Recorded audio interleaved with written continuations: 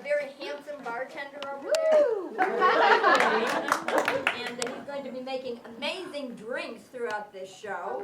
And the drinks that he's going to be making have been invented by a company called Mixed Metaphors. How about that? And the company is owned by the sister of the star. If you want to take a little souvenir home, we'll put this on the back table and you can take home a swizzle stick. How about that? And I think that's it. Pardon me? Does it say something on it? Oh my gosh, it has your name on it. Yeah. No, it says nothing. I don't need it. Okay, yeah, now it says, I'm sorry. Anyway, okay, without further ado, I invite you all to sit back and get ready to enjoy today's show, which is called Unmotherly Insights. Thank you for coming.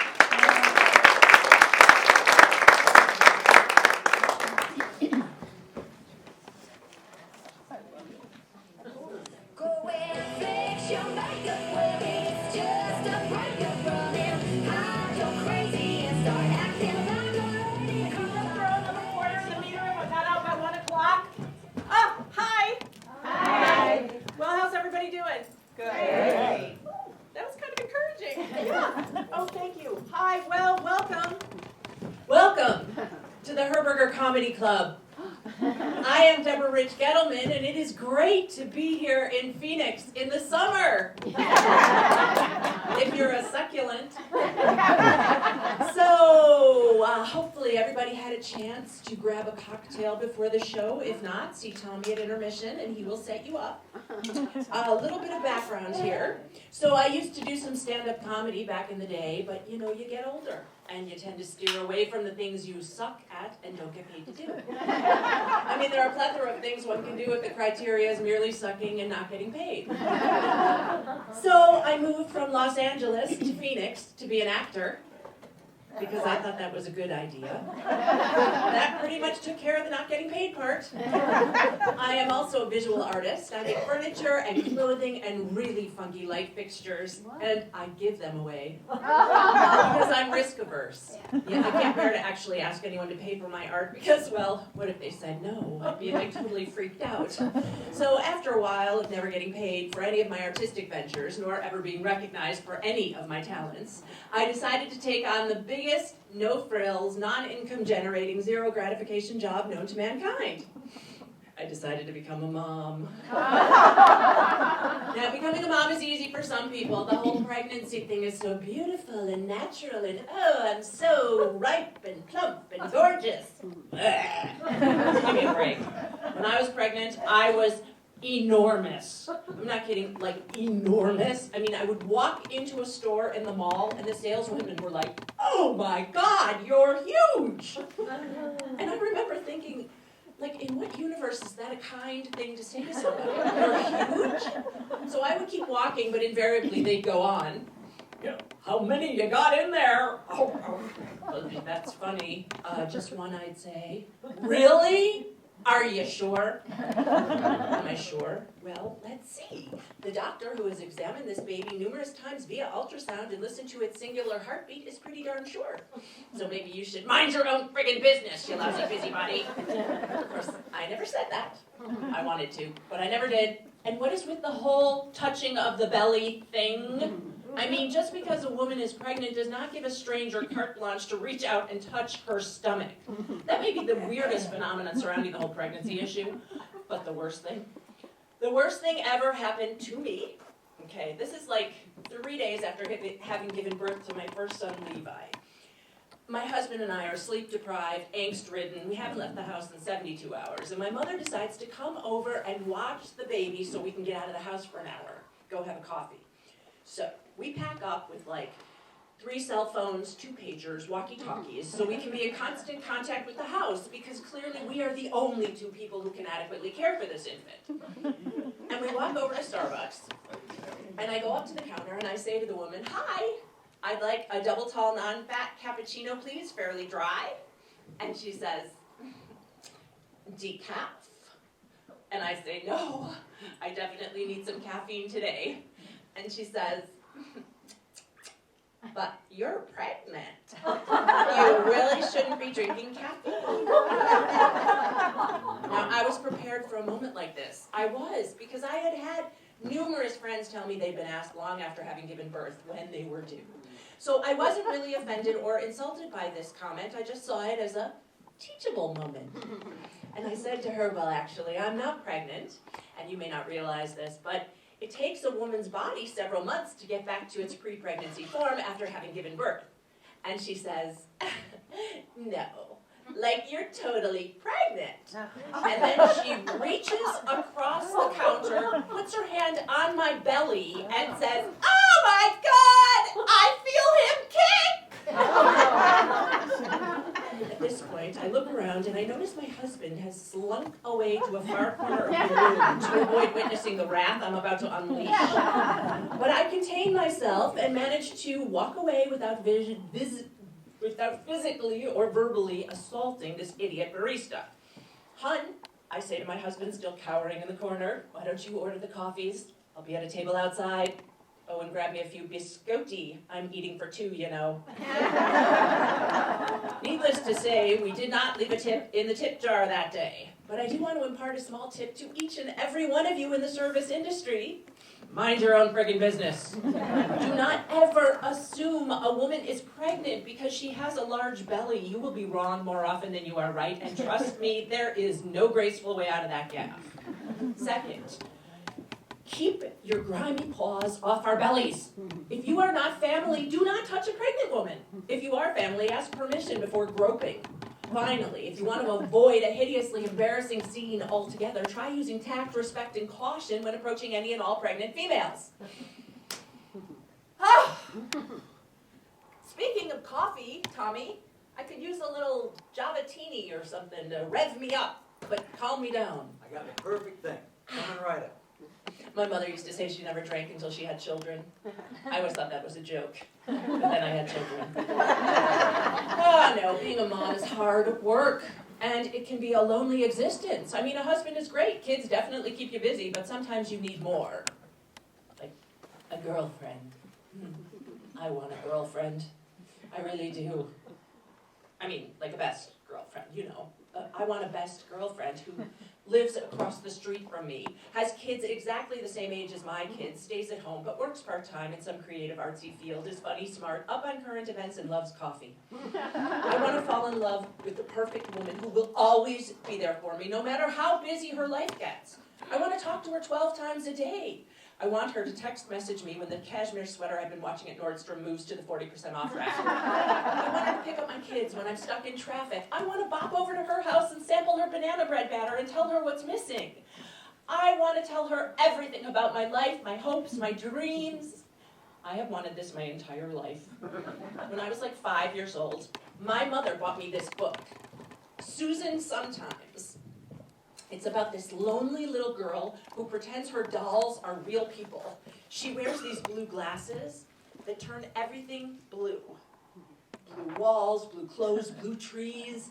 One day, the perfect girl moves next door. She wears glasses that turn everything pink. The two girls exchange glasses, and that seals it. They are BFFs. I think the new girl moves away in the end, though. It's kind of a downer. I once sought out a rare copy of the book for a friend's daughter, but my friend said, oh, that's too depressing to read, and she wouldn't even give it to her daughter. Maybe that's my problem. My whole life is based on a heartbreaking book I read as a child. Look, I have friends. Good friends, friends who I could call if I were sick or in trouble, but most of them are as busy as I am, and we can't ever just find the time to be together. I tried making a weekly lunch date with one of my friends, but she said, too hard to commit to. Then I tried making a weekly hiking date with another one of my friends, but then she went and tore her meniscus or something and had to stop walking altogether. I almost had a best friend 2 doors down, but she listened to Rush Limbaugh, and not just to make fun of him. I really liked her, though. But then she ended up moving to Minnesota and never returned any of my calls or emails. You know, sometimes I think they should have speed dating events for best friends. Like you sit down across the table from someone for like 3 minutes and you see if you connect. If not, no hard feelings, you just move on. But if you do, you exchange numbers and go from there. Or maybe they could have an internet dating service just for moms. I wonder if everyone would lie, though, the way they do when they're searching for a mate. I mean, I would hate to fall in love with a vivacious, blue-eyed cyber mom, only to find out in person that she's sluggish, guarded, and wears colored contact lenses. I'd feel very betrayed. Maybe that's why I never did the internet dating thing when I was single. Too much room for disappointment. Oh, don't get me wrong, I love my husband, but there's still room in my life for the perfect woman, and no one else can fill that space. So I guess I'll just keep searching, because really, you never know when or where she'll turn up. I just know that someday she'll be there, and we'll look at each other and know as we exchange colored glasses that this is it. This is what our destiny fashioned. Here you go. One Java Joe-tini. There's enough espresso in there to keep you running and enough vodka and chocolate liqueur to calm your nerves. Yummy. No, the drink, I mean.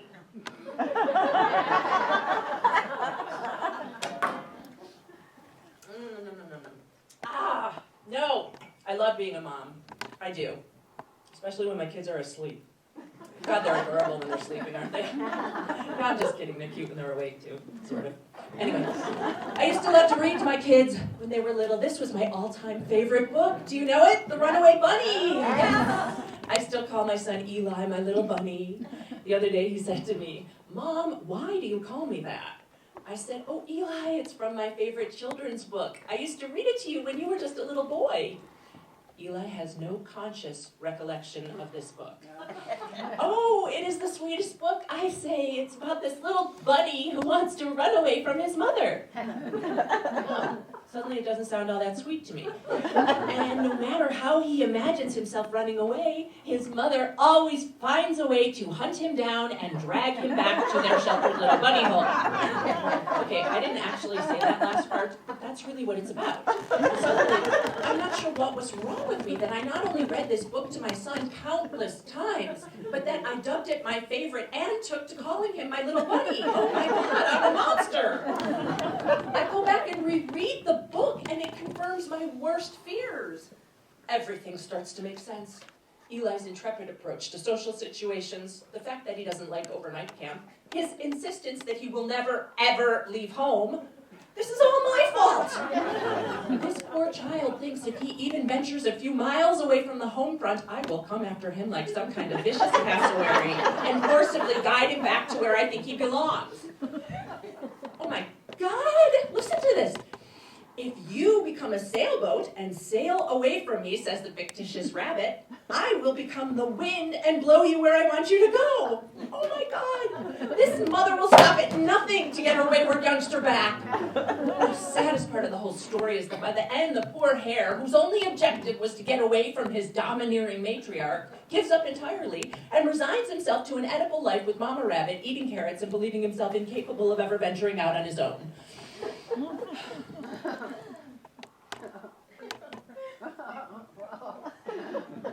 goodness. Teaching our kids to run away is a part of healthy parenting. I mean, it's our only real job as parents, right? To teach them how to go out into the world without us. Because we don't live in some idyllic paradise, right? I mean, this is not the Garden of Eden. There's some bad stuff out there, and kids need to know about it. Which is why I proudly accept myself for my less than perfect verbiage and my sometimes colorful linguistic slip-ups. Look, I try hard to control my language, but in the heat of an emotional toe stub or traffic snafu, I seem to always revert to my youthful tendency to voice less than appropriate expressions. I know, I'm like the only parent on the planet who continuously breaks the unwritten rule to use only Webster-esque appropriate language in the presence of children, but have you checked a dictionary lately? Have you? Because the F word is in there. It is. Right between fucoid, resembling the rockweeds, and fuchsite, a greenish muscovite high in chromium. I'm just saying. Given that so many curse words have eased their way into our current vernacular, I had almost convinced myself that my linguistic felony could be relegated to a mere verbal misdemeanor. Until one day, my son Levi, he's maybe 10 at the time, and he comes home from school in a sour and sullen mood. I tried to inquire about his emotional state, but he was as closed-mouthed as a tightly sealed bivalve. Once his father got home, he finally opened up over dinner. "Dad," he says, "I am really upset. All the boys are using disgusting language whenever the teacher isn't around. It really bothers me. It makes me feel uncomfortable. I try to ignore them, but today was the worst. I mean, I would have learned 3 new words if it hadn't been for Mom."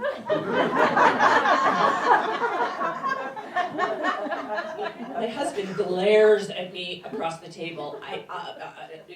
I try to stammer something in defense of my sad self, but the look I was met with sealed my lips instantaneously.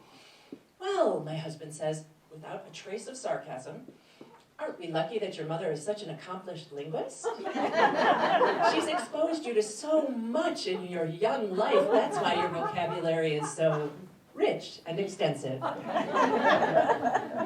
another word was uttered. Isn't it funny how sometimes silence can teach more than 10,000 words ever could? Makes you wonder. Speaking of wonder, here is my version of Alice's Little Blue Pill. I call it the Wonderland. It has vodka, gin, rum, tequila, triple sec, and a little iced tea. Oh, isn't that just a Long Island iced tea? No, it's more like a Long Island iced tea-ini. Long Island iced tea. I'm working on the name. The difference is this has real iced tea in it.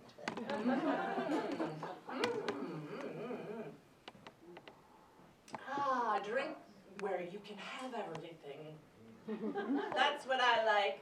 Speaking of having everything, can I just tell you that I abhor the current societal trend that insists that every kid is a winner at everything all the time? Oh my God. I mean, I'll give you an example. So a couple of years back, I'm volunteering in my son Eli's 3rd grade classroom. It's some kind of party, and I've been assigned to manage the bagel station. The lead bingo mom is calling numbers, and she says, "B, 37, in this really even-toned, kind of odd person-like lilt. "Bingo!" yells Samantha, this adorable little tomboy who everybody calls Sam. "And 11, Pod Mom loudly announces, amidst the myriad proclamations of joy and despair by the remaining players. Perhaps she doesn't know how to play the game, I think. "G, 7, she continues calling. "Bingo!" yells Taylor, another kid in the class. There are more oohs and ahs and darns from the ensemble. "Oh, 63. Now I'm worried. I think maybe being the lead bingo caller was too taxing an enterprise for her. I decide to abandon my post at the bagel station and quietly make my way over to her and say, "There's already a winner."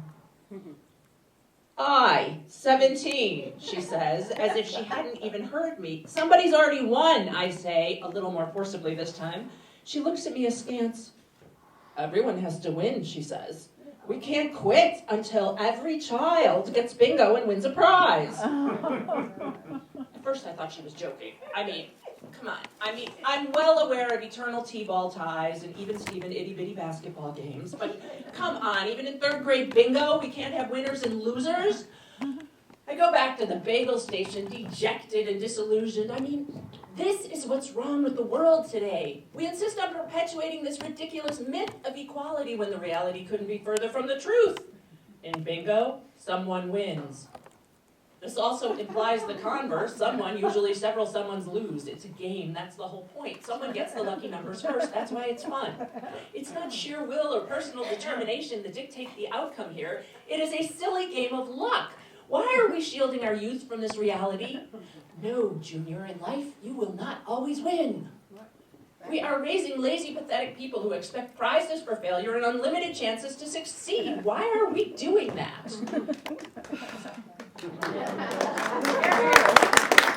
Here. So later that night, we're sitting around the dinner table, and I ask Eli, who is a fiercely competitive child, "So, did you notice anything unusual at bingo today?" "No, Mom." He says, "What do you mean by unusual?" "Well, who won?" I say. "Nobody," he says. "Nobody. But I kept hearing kids yell bingo." "Well, yeah, Mom, but we were playing blackout bingo. You know, where you have to fill in the whole card before someone really wins." Oh, I say, that's really interesting. So nobody really won. Now I'm wondering if I should tell him the truth. I mean, maybe it's better this way, with him believing in this elusive golden ring that always remains just a tad out of reach. But everyone got a prize, I blurt out because I could never leave well enough alone. Well, yeah, Mom, everyone always gets a prize. That's just how they do it these days. But don't worry, I know that nobody really won. They just don't want to hurt the kids' feelings. I think it has something to do with lawsuits. Yeah, I see, you're probably right. So while most kids walked away feeling like winners, my competitive junkie filled in the blanks a little differently. I guess competition really is in the eye of the beholder. Oh, and speaking of beholden, my eye is beholding an empty drink. Bartender! Here we have a combination of raspberry and pear liqueurs with some crisp white wine. It's the perfect maternal refresher.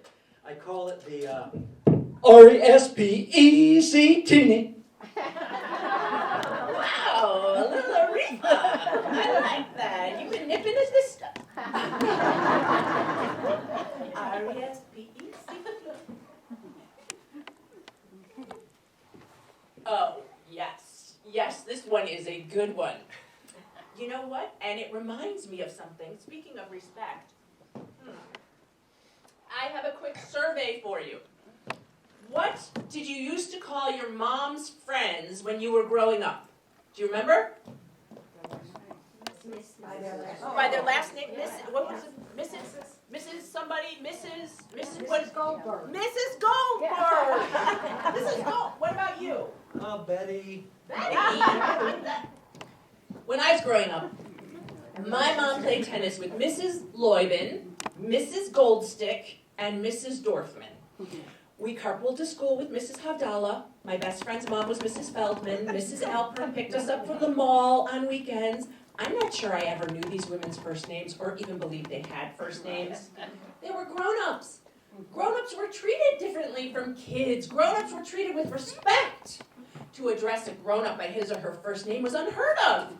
Nowadays, the only person who ever calls me Mrs. Gettleman is the cashier at Safeway, who always mispronounces it and calls me Mrs. Gentleman. Which is just ridiculous, because A, there's no N, and B, whose name is Gentleman? Really? Everyone calls me Debra. My kids' friends call me Debra. When I go to school, the boys' classmates refer to me as Debra. I'm Debra at playdates, birthday parties, swim lessons. How did this happen? In a single generation, we went from formal and respectful to first name familiar. Did we make the switch consciously? Or was this just fallout from our futile attempt to hold on to our youth as long as possible? I miss addressing adults more formally. It made them a little bigger than life, easier to look up to. Grown-ups were smarter than kids. They had all the answers. They called the shots, and we listened. Nowadays, grown-ups are just oversized children whose opinions don't count and who have to have a convincing rationale before a kid will decide whether or not to listen to them at all. It is not too late to reclaim our inner grown-up. Let's band together and insist that kids refer to us as Mr. or Mrs. whatever your last name is. Bernstein. Then we can start uttering phrases like, because I said so. And children should be seen and not heard. Let's go back to the day when Beaver's mom was Mrs. Cleaver, Opie's dad was Sheriff Taylor, and Mr. and Mrs. Cunningham didn't even call each other Howard and Marion. We are not our kids' best friends. And we shouldn't want to be. I mean, being a grown-up means setting boundaries and demanding respect. And part of that respect is about life experience. I mean, we've been around a heck of a lot longer than our kids. So we know a lot more, don't we? So they need to heed our advice. Of course, mothers are always ready to give advice, and kids are rarely in the mood to listen. And that's why I tell my kids that they need to learn things from each and every person they come into contact with and every single thing that happens to them. It's not all about me. Like, They need to pay attention to the hidden messages life is sending them. Because you can learn lessons from everyone. You can learn lessons from the UPS guy, or that guy who blows the leaves around the neighborhood. God, that's annoying, that leaf blowing guy. And what purpose does that actually accomplish? I mean, shouldn't he be vacuuming them up? Maybe there's a life lesson in this for me. Maybe something I should contemplate. Like maybe the lesson is, when life looks messy, just blow it around so you don't have to look at it all in one place anymore. You see, I learned things in unusual ways. Oh, like I have learned more from the daily funnies than almost anywhere. You know, what are they called? The comics, right? I've learned more from Hocus Pocus than almost anywhere on the planet. Do you know Hocus Pocus? The two pictures, they look almost identical, but you have to find the 6 differences between them. They're made for like 5-year-old children. But here's the thing, I can't do them. I mean, I try, but I'm lucky if I can find 2 or 3 differences. 6 feels totally unreasonable to me. I mean, how are children supposed to figure these out? But the funny thing is, it's always the same stuff. And I still can't figure it out. Like there's always a window that's lowered by a millimeter, or a woman's hair is shorter, or a man's polka dot tie turns to stripes. It's really not that hard. So why am I blinded to these seemingly obvious differences? You had too much to drink. That could be it! But I think there's something else going on here. Some kind of psychic rebellion. A repressed emotional resistance to noticing the blatant, the conspicuous, the glaring. I think the universe is mocking the fact that I meticulously note every out-of-place ringlet upon each of my children's tousled tops. And I can't help but comment on their faintly stained t-shirts and popsicle blue lips. As a mother, I feel compelled to scrutinize every aspect of my children's personas. It's like I'm unable to focus on the bigger picture. You know, their kind hearts, their graceful spirits, their unending curiosities. Maybe the message is to stop focusing on the minutia altogether, because even when you do catch that missing bow tie or slightly askew picture frame, you still end up missing a whole bunch of other things and losing the game. Well, there you go. Very lofty lesson from the Daily Funnies. Oh. And speaking about lessons, here's one we learned in a most unusual locale. Isn't it funny how literal kids can be? So we're hanging out at this local pizza joint by my house. And my son Levi's now like 11. He's just inhaled his second humongous slice of pizza while Eli has barely touched his first. And he says, "I'm still hungry. Can I have another slice of pizza?" To which I force a smile and say, "Yes, of course, sweetheart," all the while wondering how I will ever afford feeding this child until he turns 18. But I reach into my wallet and pull out a $5. "Here you go, sweetie, this should cover it," and off he goes. Comes back a few minutes later, he's got pizza, my change, and he says, "Mom, can I have this penny for the give a penny, take a penny pot by the register?" "Oh, sure, sweetheart," I say, and off he goes.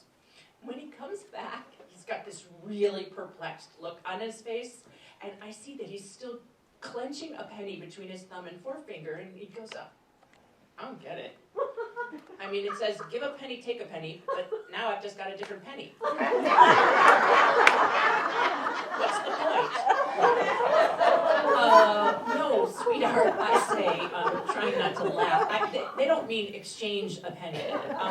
The idea is that if you have an extra penny or two, you could leave them for someone who might need a penny at some point in the future. Does that make sense? Well, why would anybody ever need a penny? I mean, you're always saying they're just useless pieces of copper that we should just do away with altogether. Yeah, I do say that, but people do still use them, and sometimes it's easier to just borrow a penny or two than to walk away with a fistful of change. This simple idea is now morphing into a complex dissertation. Like, okay, so if your bill comes to $20.02, it might be easier to just borrow the 2 cents than to pay with an extra $1 and have to walk away with 98 cents. Okay, he's a smart kid at 11, but I can tell he's having a hard time wrapping his mind around this. Whatever, he harumphs, eyes grazing the ceiling. Grown-ups are just weird.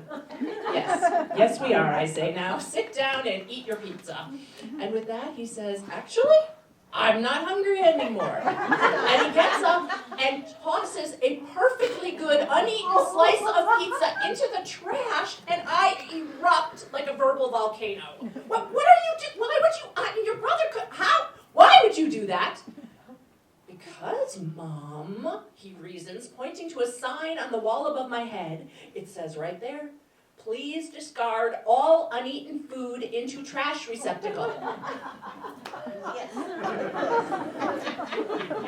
I thought about explaining that grown-ups don't always say exactly what we mean, but I was just too tired for yet another foray into the realm of his emotional and intellectual curiosity.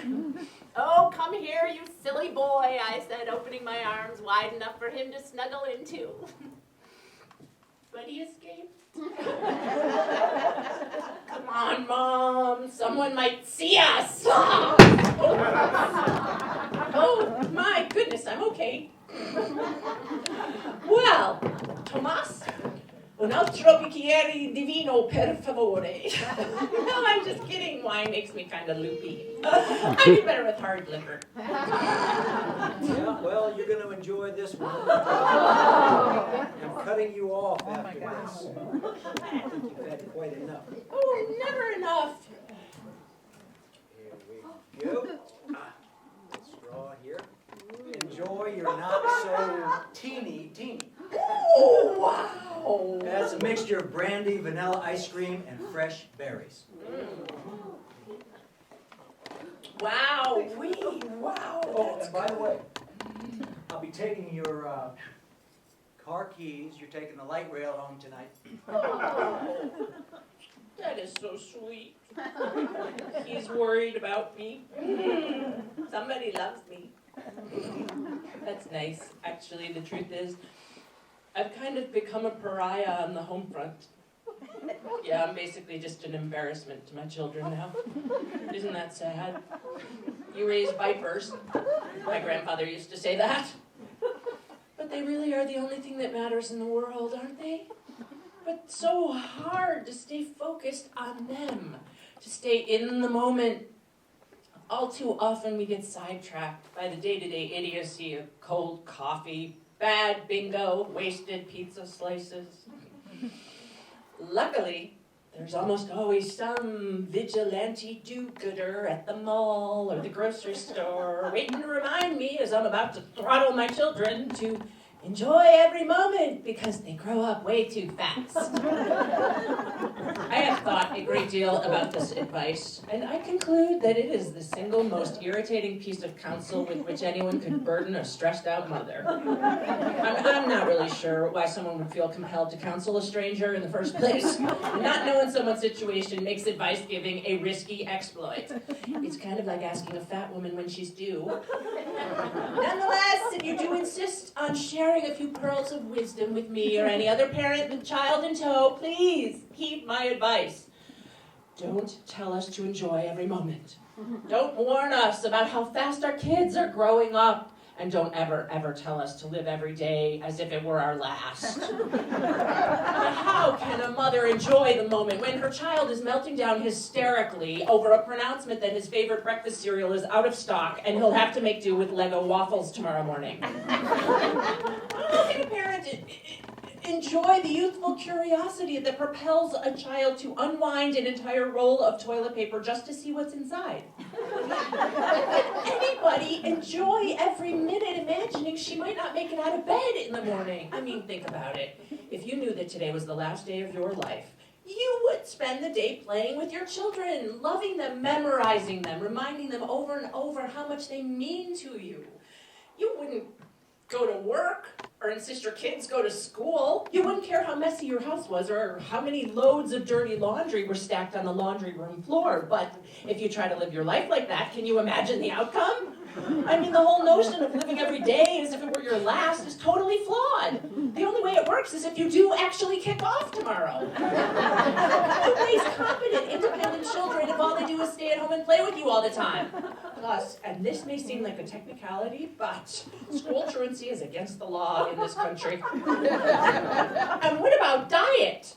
Oh, okay, if you knew today was the last day of your life, would you really give a hoot how much broccoli your kids ate? Aw, why withhold the joy of one more SpongeBob push-up pop? In the long run, however, assuming you don't actually die by the following dawn, you would be raising future type 2 diabetics and condemning your children to a lifetime of skyrocketing blood sugar levels, insulin dependency, and probable kidney failure. No! Do not tell me to live every day as if it were my last. It's not possible. It's not prudent. It's certainly not practical. More than anything, it's not fair. It makes a mom feel like a failure for holding her ground over a Chips Ahoy tantrum. It questions a parent's sanity who demands homework before video games. But more than anything, it makes us moms feel really crummy about sweating the small stuff, which, if you really think about it, is how our kids learn the big important lessons they're going to need to go into the world without us. And they will go into the world without us. They will. Oh, whoa. Here, I'll take that. How you doing? You look a little tired. You all right? It's exhausting being a mom, you know. Oh, actually, you probably don't know. That'll make you feel better.